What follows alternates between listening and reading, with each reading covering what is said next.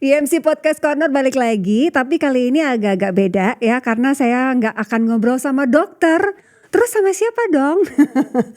Sebenarnya masih berdekatan ya dengan dunia kedokteran, tapi kalau biasanya kalau kedokteran kan kita kalau sakit fisik gitu ya. Kalau yang satu ini berhubungan dengan mental dan teman-temannya. Dan panggilannya pun bukan dokter. Betul. Ya. Ada Miss Cecilia, seorang psikolog anak dari Rumah Sakit IMC Cikarang. Betul sekali. Halo Miss. Halo. Dipanggilnya harus Miss ya? Sebenarnya enggak sih, bisa apa aja, Bu, Mbak, Kak gitu bisa. Cuman karena aku spesifik klinis anak ya, menangani anak-anak biasanya usia di bawah 16 tahun kan usia sekolah. Lebih deket tuh kalau dipanggilnya tuh Miss gitu. Jadi kayak lebih akrab gitu. Dan akhirnya jadi muda terus ya Miss ya. Ya, amin.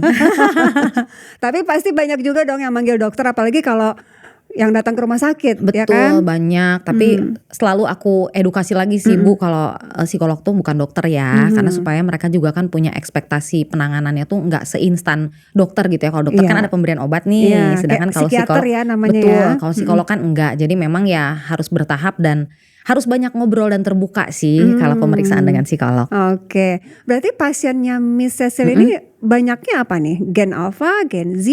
Karena kan lebih ke anak ya. Banyaknya sih alfa ya, di bawah 16 tahun. Jadi biasanya sih ya case-case tumbuh kembang. Cuman karakteristik Gen Z tuh kan ya yang lebih melek dari Gen Z kan Gen Alpha ya. Sekarang yang udah YouTubean dari kecil gitu ya. Jadi memang ya mirip-mirip sih kalau menurut aku sih gitu. Soalnya kita mau bahas Gen Z nih hari ini nih, ya kan, yang katanya tuh cepat burn out gitu ya kalau Gen Z itu. Iya. Oke, berarti kita ini dulu juga ya, apa pencerahan dulu yang masuk kategori Gen Z itu berarti dari mulai kelahiran tahun berapa sampai tahun berapa Miss? Dari tahun 97 kali ya, 97-an sampai ya 2012, 2013 kayaknya. Berarti yang sekarang-sekarang nih ya masih SMA, kuliah, iya. atau yang lagi galau-galau ya nih masa-masa transisi dari remaja menuju dewasa. Betul, ya kan, betul sekitar umur sekali. 20-an gitu ya. That's why mungkin ya, mungkin kenapa Gen Z itu cepat burn out ya, mungkin ada di masa-masa transisi ini kali gitu ya Miss ya. Betul. Kalau aku boleh sharing sedikit, karena aku kan psikolog klinis anak ya, jadi masa transisi tuh memang sulit.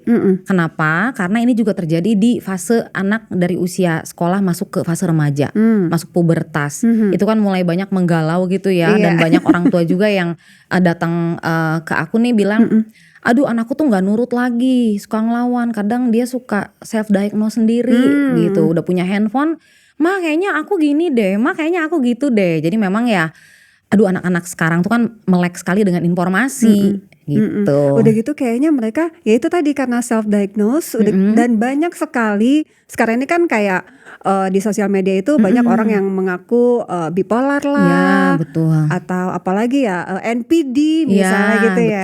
Jadi kayaknya baru ngelihat dari sosmed merasa bahwa iya ya kayaknya aku gini deh. Terus kayaknya kalau dilihat-lihat ya Miss ya, ini menurut pengalaman aku di sekitar aku gitu ya, kayaknya memang anak-anak umur segini tuh kayak gampang merasa aku capek deh. Kayaknya aku gak tahu deh mau ngapain deh. Aku mau jadi apa, aku gak ngerti deh. Apa yang terjadi gitu. Betul. Kenapa sih Miss fenomena seperti ini Miss? Jadi fenomenanya tuh sebenarnya enggak semua sih, walaupun enggak semua ya. Tapi memang setiap generasi tuh ada karakteristiknya. Betul. Dari zaman baby boomers, terus kemudian millennials, kayak kita nih millennials kan. Kemudian masuk lagi Gen Z, masuk lagi Alpha. Jadi karakteristik setiap generasi tuh ada.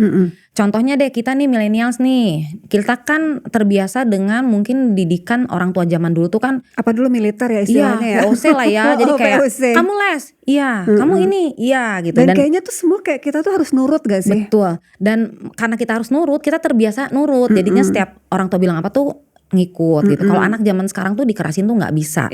Gitu. Itu yang menandakan perubahan karakter ya. Kenapa?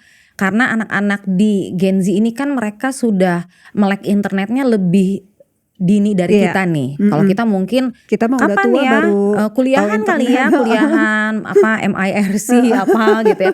Tapi kalau anak-anak yang Gen Z ini kan udah dari SMA mereka udah terbiasa dengan segala sesuatu yang bersifat instan. Contoh lah sekarang ketinggalan buku gampang ya, Iya. bukunya bisa datang sendiri. Kalau kita harus minta-minta sama orang tua, belum lagi orang tua jarak jauh nggak mau nganter. Jadi kalau millennials itu atau generasi sebelumnya itu tuh mentalnya akan jauh lebih kuat karena mereka tuh lebih banyak kesempatan menghadapi situasi yang sulit, kasarnya tuh seperti itu. Walaupun nggak menjamin ya gitu semua millennials tuh seperti itu, tapi mostly memang karakternya begitu. Sedangkan kalau Gen Z ini kan lebih apa ya, satu lebih melek internet, dua mungkin juga perubahan pola pengasuhan ya, dengan orang tua yang jauh lebih muda lagi, mungkin dengan pembiasaan, dengan terlalu sayang nih orang tua, jadi terlalu banyak hadir nih dalam kehidupan anak. Artinya terlalu banyak hadir tuh apa? Jadi segala sesuatu tuh dicampurin, diiyain. Aduh, zaman aku dulu beli kayak ginian tuh nggak bisa, masa sih anak aku sekarang nggak ini. Nah, hal-hal seperti itu ternyata tuh dampaknya tuh besar sekali gitu, sampai membuat si karakteristik mental generasi Gen Z ini tuh jadi cenderung apa ya, instan atau kalau kita lihat di dus-dus tuh fragile gitu.